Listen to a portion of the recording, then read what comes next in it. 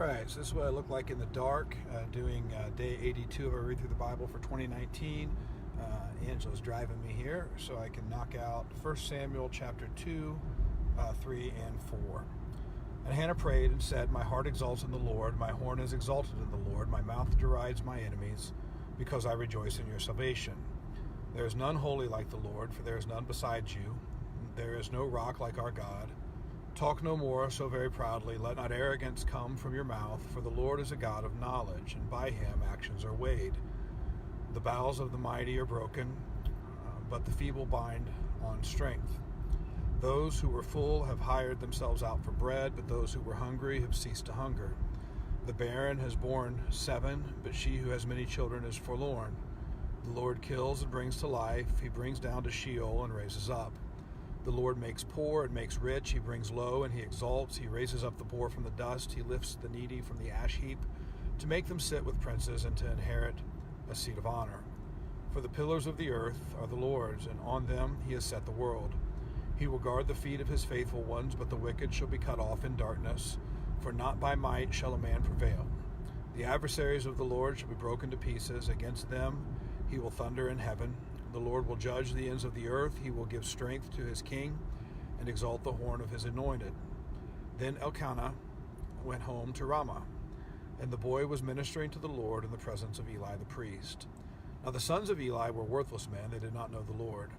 The custom of the priests with the people was that when any man offered sacrifice, the priest's servant would come while the meat was boiling with a 3-pronged fork in his hand, and he would thrust it into the pan or kettle or cauldron or pot. All that the fork brought up, the priest would take for himself. This is what they did at Shiloh to all the Israelites who came there. Moreover, before the fat was burned, the priest's servant would come and say to the man who was sacrificing, "Give meat for the priest to roast, for he will not accept boiled meat from you, but only raw." And if the man said to him, "Let them burn the fat first, and then take as much as you wish," he would say, "No, but you must give it now, for if not, I will take it by force." Thus the sin of the young men was very great in the sight of the Lord, for the men treated the offering of the Lord with contempt. Samuel was ministering before the Lord, a boy clothed with a linen ephod, and his mother used to make for him a little robe, and take it to him each year when she went up with her husband to offer the yearly sacrifice. Then Eli would bless Elkanah and his wife, and say, "May the Lord give you children by this woman, for the petition she asked of the Lord." So then they would return to their home. Indeed, the Lord visited Hannah, and she conceived and bore 3 sons and 2 daughters. And the boy Samuel grew in the presence of the Lord. Now Eli was very old, and he kept hearing all that his sons were doing to all Israel, and how they lay with the women who were serving at the entrance to the tent of meeting. And he said to them, "Why do you do such things? For I hear of your evil dealings from all these people. No, my sons, it is no good report that I hear the people of the Lord spreading abroad. If someone sins against a man, God will mediate for him. And if someone sins against the Lord, who can intercede for him?" But they would not listen to the voice of their father, for it was the will of the Lord to put them to death. Interesting causative connection there. It was the will of the Lord to put them to death, and because of that, they would not listen to the voice of their father. Now the boy Samuel continued to grow, both in stature and in favor with the Lord and also with man. And there came a man of God to Eli and said to him, "Thus says the Lord, did I indeed reveal myself to the house of your father when they were in Egypt, subject to the house of Pharaoh? Did I choose him out of all the tribes of Israel to be my priest, to go up to my altar to burn incense, to wear an ephod before me? I gave to the house of your father all my offerings by fire from the people of Israel. Why then do you scorn my sacrifices and my offerings that I commanded for my dwelling, and honor your sons above me by fattening yourselves on the choicest parts of every offering of my people Israel? Therefore the Lord, the God of Israel, declares, I promised that your house and the house of your father should go in and out before me forever. But now the Lord declares, far be it from me. For those who honor me I will honor, and those who despise me shall be lightly esteemed.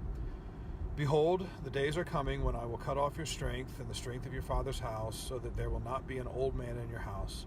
Then in distress you will look with envious eye on all the prosperity that shall be bestowed on Israel, and there shall not be an old man in your house forever. The only one of you whom I shall not cut off from my altar shall be spared to weep his eyes out, to grieve his heart, and all the descendants of your house shall die by the sword of man.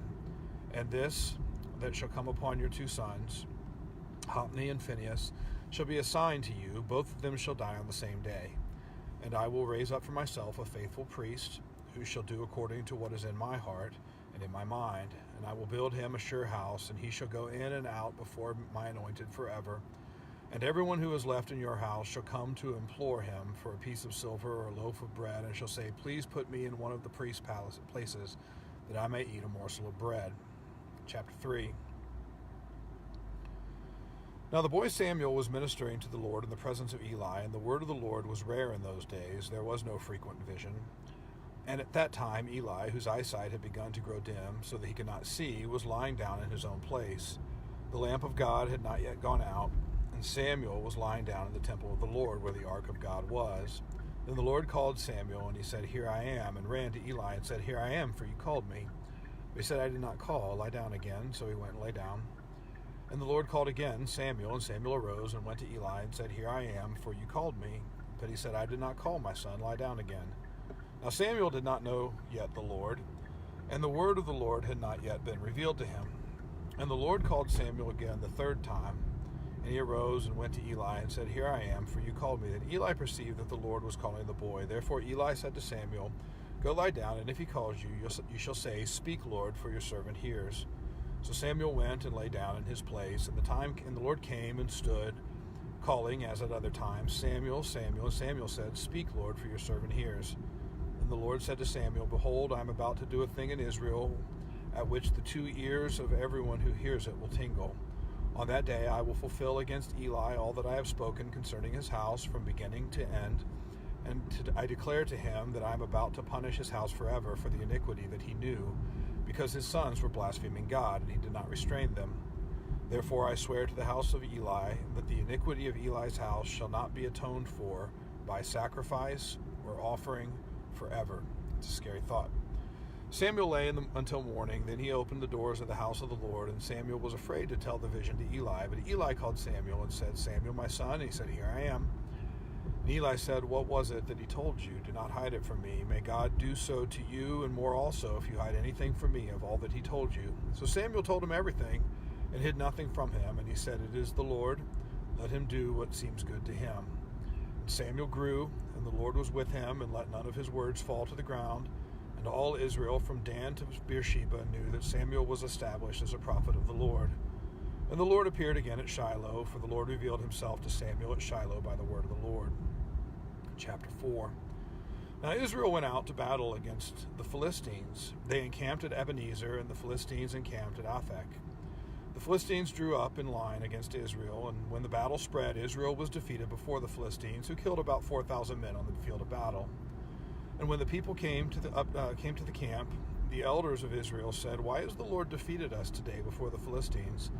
Let us bring the ark of the covenant of the Lord here from Shiloh, that it may come among us and save us from the power of our enemies. So the people sent to Shiloh and brought from there the ark of the covenant of the Lord of hosts, who is enthroned on the cherubim. And the 2 sons of Eli, Hophni and Phinehas, were there with the ark of the covenant of God. As soon as the ark of the covenant of the Lord came into the camp, all Israel gave a mighty shout, so that the earth resounded. And when the Philistines heard the noise of the shouting, they said, What does this great shouting in the camp of the Hebrews mean? And when they learned that the ark of the Lord had come to the camp, the Philistines were afraid, for they said, A god has come into the camp. And they said, Woe to us, for nothing like this has happened before. Woe to us, who can deliver us from the power of these mighty gods? These are the gods who struck the Egyptians with every sort of plague in the wilderness. Take courage and be men, O Philistines, lest you become slaves to the Hebrews, as they have been to you. Be men and fight. So the Philistines fought, and Israel was defeated, and they fled, every man to his home. And there was a very great slaughter, for 30,000 foot soldiers of Israel fell, and the ark of God was captured. And the 2 sons of Eli, Hophni and Phinehas, died. A man of Benjamin ran from the battle line, came to Shiloh that same day with his clothes torn and with dirt on his head. When he arrived, Eli was sitting on his seat by the road watching, for his heart trembled for the ark of God. And when the man came into the city and told the news, all the city cried out. When Eli heard the sound of the outcry, he said, What is this uproar? Then the man hurried and came and told Eli. Now Eli was 98 years old, and his eyes were set so that he could not see. And the man said to Eli, I am he who has come from the battle. I fled from the battle today. And he said, How did it go, my son?